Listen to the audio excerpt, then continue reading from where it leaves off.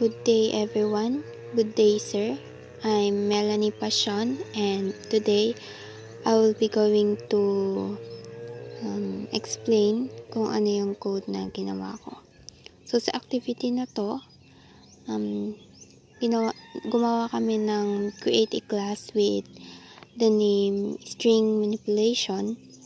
Tapos gumawa kami ng method and 5 method is 5 point each method. So, yung number 1 is yung first method na gagawin namin, maglalaman siya ng replace space in a sentence with underscore. Yung second method is reverse the word. And the third method, count the number of the word in a sentence. And fourth method will be count the number of even and odd in a sentence. So, dito, ito yung code ko. Ito. So, my main method is public static void main string arch. Main method is the usually first method about when start programming in Java. So, dito, gumamit ako ng scanner. So, yung scanner is a class in Java util.package used for obtaining the input of primitive types like int, double, etc. and strings. So, nag-create ako ng scanner dito para makapag-input yung user ng kanyang name sa name. So, nag-create din ako dito ng object para ma-call ko yung mga method na gagawin mamaya or nagawa sa code sa loob ng class. So, dito, nag-create ako ng class string manipulation with the instance variable name na name.wordCounter words, name.calculate words, tapos yung replace plus name return. So, dito yung constructor ko is pinangalanan ko siyang string str. So, ito yung first method ko. So, dito naglagay ako ng trim para ayusin and para i-replace yung space to underscore.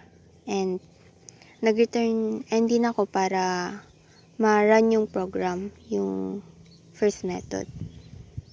Sa second method ko naman is gamitin ako ng string reverse word, string word, string buffer, string is equal to new buffer.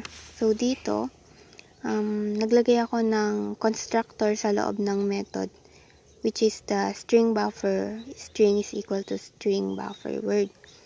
So, naglagay ako dito ng statement, which is the system.out.println reverse plus string para i-print yung string.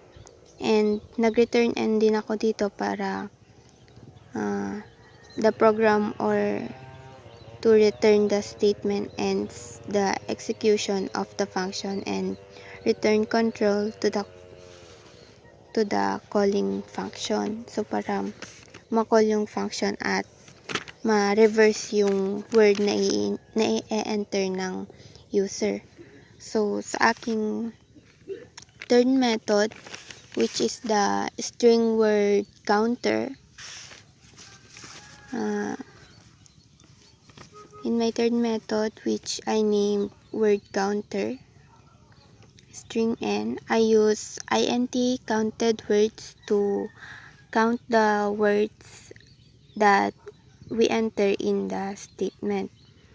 So, as you can see, nag-print din ako dito ng statement para ma-print yung word and para ma-count siya. And nag-return and ulit ako dito to return the program. So, On my fourth method, which is the string calcute, string n, nag-declare ako dito or naglagay ako dito na ng dalawang variable, which is the int even and the int odd. So, I use for loop here to help execute a set of code repeatedly. So, ito siya. For int, I is equal to 0, I is less than n dot length, I will increase. So, and here, dito, I use conditional if-else statement helps to run a specific block of program. So, for int, ito for int dito, sa conditional statement if-else, sa if and that chart at 2 is equal to 0, even it will increase, else odd will increase. So, dito gumamit ako ng char at method to return the character and specified index in a string.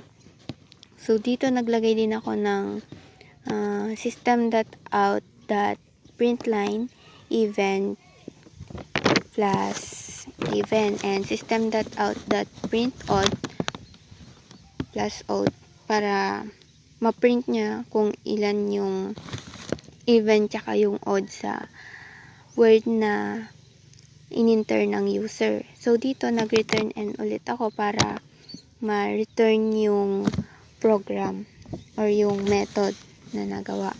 So, nung nirun ko to, ito yung nilagay ko. OOP subject challenge me to study well. Then, as you can see, na-reverse niya and na-replace niya din yung space na kailangan is underscore. Then, na-count niya din yung word, which is the OOP subject challenge me to study well. Then, na-count niya din yung even and odd number. Yun lamang po. Salamat.